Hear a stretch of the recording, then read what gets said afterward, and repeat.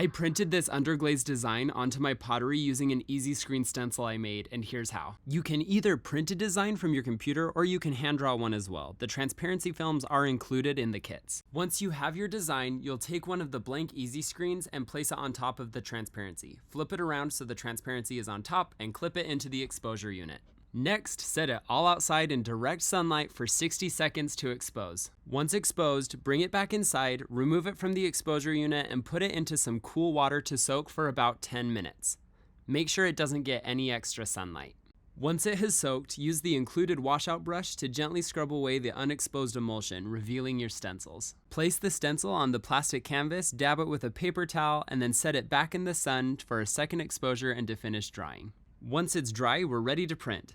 There are lots of ways to use the stencils, but lately I've enjoyed using them to print on a jelly pad and then roll my bisque-fired pottery across the jelly pad to pick up the design. The stencils are reusable, so they save so much time when it comes to surface decorations on my pottery. What do you think?